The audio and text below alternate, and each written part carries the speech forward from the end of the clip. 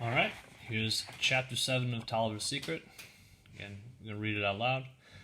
Stop a few times to share some of my thoughts, and then at the end, I'll give you some time to write your own gist statements about the chapter, and then share a strong gist statement so that you can fix up anything that you may have missed. So, chapter 7. Grandfather had said that the trip across the bay to Elizabethtown would take about 2 hours of good sailing, but with a cold, blustery wind in her face, it seemed longer to Ellen. As the sloop plowed through the rough green waters, she watched the chunks of floating ice that had come down from the north. She shivered as she heard the boat crunch through them. High above the white sails, she could see that the sun had come out among ragged patches of clouds, but it had no warmth. The tall mast made her think of the gallows.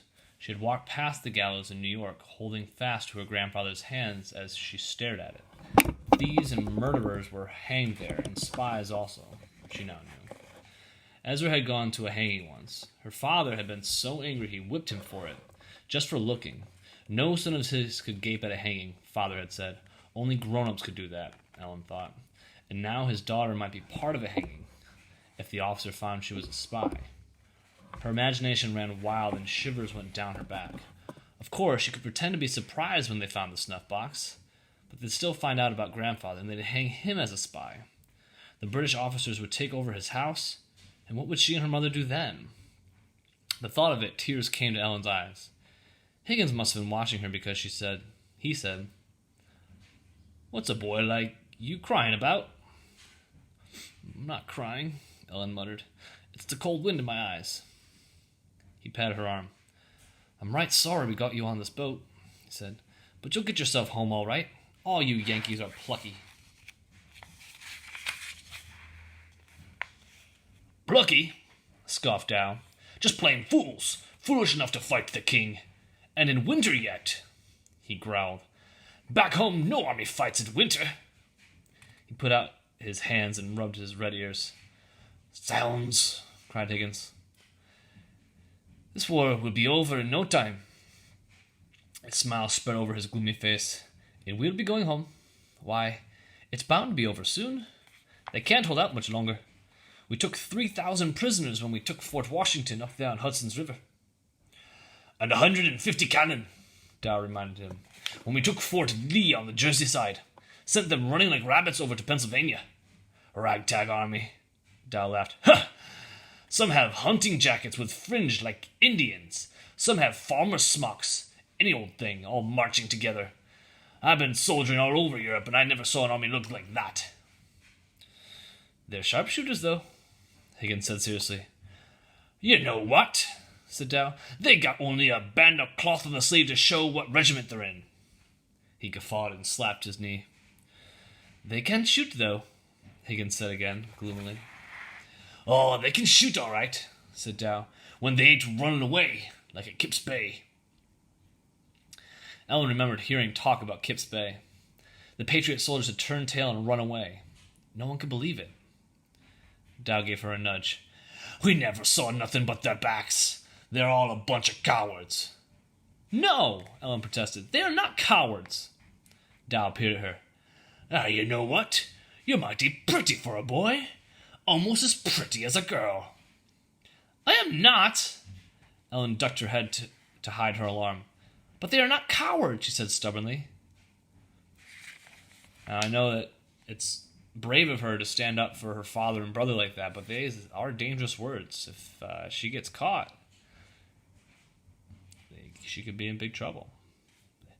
It is really remarkable, though, that she's standing up to these British soldiers and when she wouldn't stand up to Dicey before. Inwardly, she gasped in horror. She had said too much. "Oh, no! A rebel we have!" said Dow as he looked at her from under his heavy eyebrows. "A hot little rebel boy." A burly soldier with a scar across his forehead turned around and snorted. "Throw the rebel overboard. There'll be one less rebel to fight."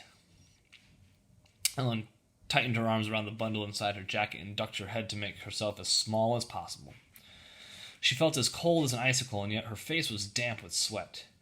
If they threw her overboard, she'd take the loaf of bread down with her. They'd never get the snuff box away from her.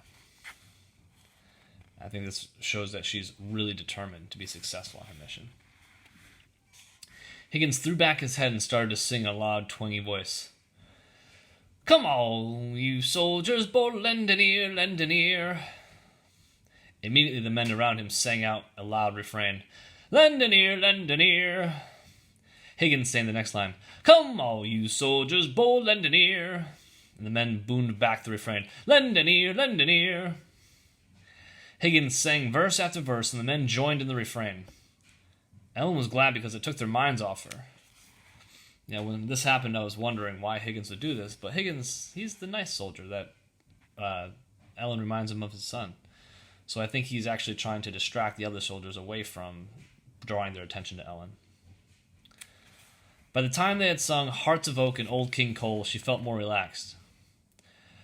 They must have been teasing me, she thought to herself. They wouldn't really throw me overboard. Higgins wouldn't let them. Feeling relieved, she began to smile to herself. She had spoken right up to those rough soldiers in the red coats and their big black hats, and with a secret message right under their noses. After all those weeks of bowing her head and curtsying politely to the redcoats at home, she had spoken up and said what she thought. As the men sang The British Grenadiers, Ellen began humming along too, very softly. At last they came to the narrow channel where the tide carried them swiftly along. With sails set wide, like the wings of a white bird, the boat was skimming now instead of straining through the waves. Neither Dow nor Higgins noticed when she sat up straight and looked around. She watched the parade of boats as they filed down the channel, white sails ahead of them and white sails behind them. 20 boats, the man on Front Street had told her, and all of them filled with soldiers. On either side of them the shores were close enough to see. To the left were snowy fields and orchards and little brown farmhouses. That must be Staten Island. She remembered the map in her father's schoolhouse.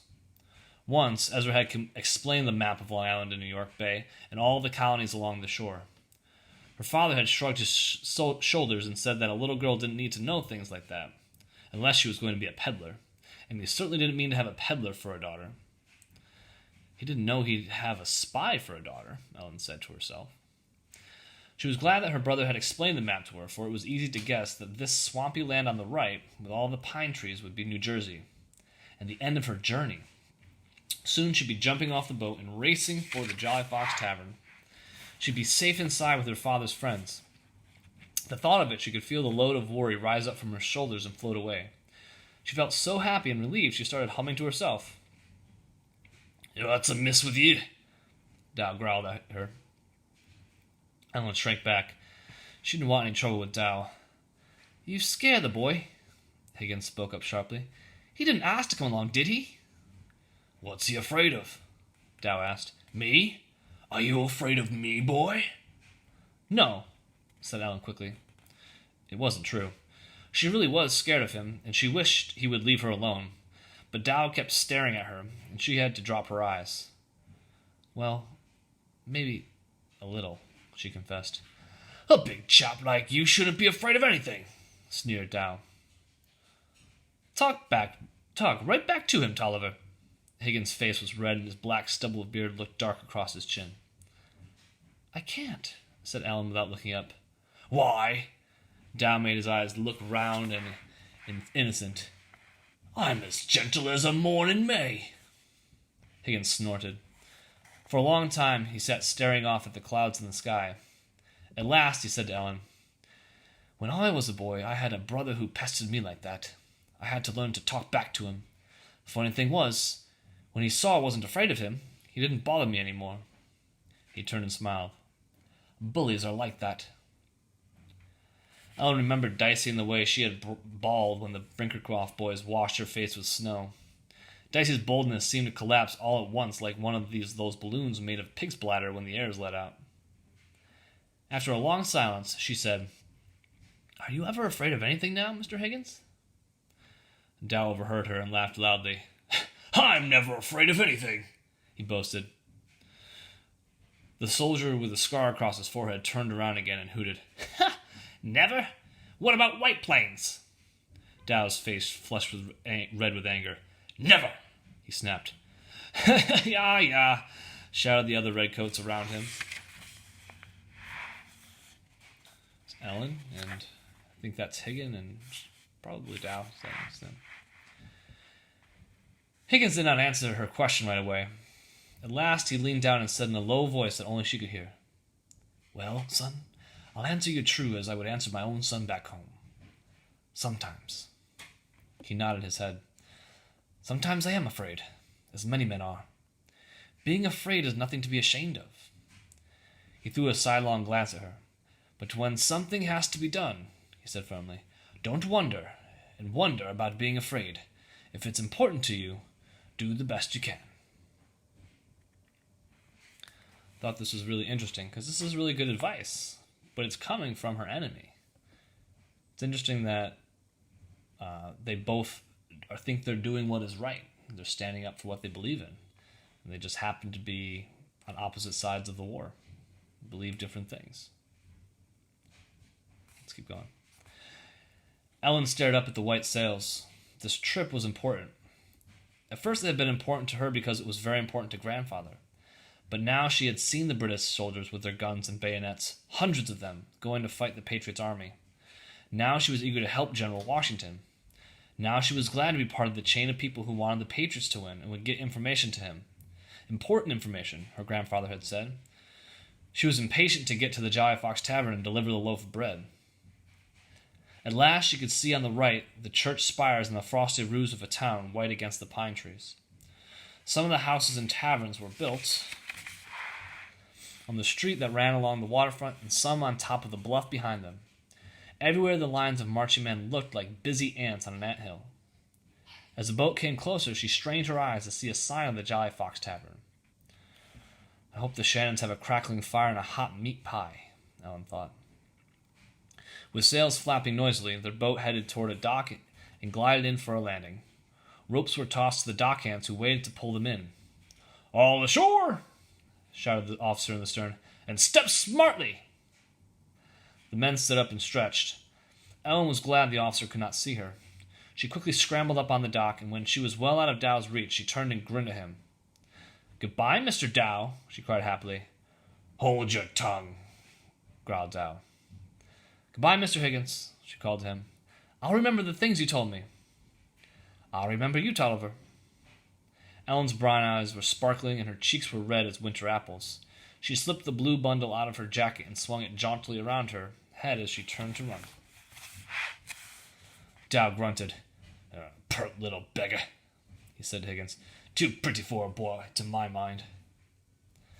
But Ellen didn't hear that. She was racing to the Jolly Fox Tavern. Now is a good time to pause the video and write down your own gist of the most important events that happened in the chapter. And once you've done that, you can unpause it. And this is what I thought. Ellen is very anxious about her ability to complete her mission. The soldier Dow begins talking badly about the Patriot soldiers, and Ellen stands up for them. Dow threatens to throw her overboard, but Higgins distracts the soldiers with a song. Higgins tells Ellen that if you believe strongly in what is right, that you need to stand up for it, even if you're afraid. Taking Higgins' advice, Ellen truly commits herself to help the rebel cause, and when they get to the end of the boat journey, she's ready to head to the Jolly Fox